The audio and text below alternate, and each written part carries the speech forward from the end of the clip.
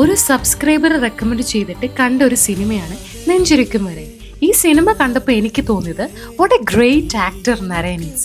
പക്ഷെ എന്ത് ചെയ്യാനാണ്, അദ്ദേഹത്തിന് മലയാള സിനിമ വേണ്ട രീതിയിൽ യൂസ് ചെയ്തിട്ടില്ല.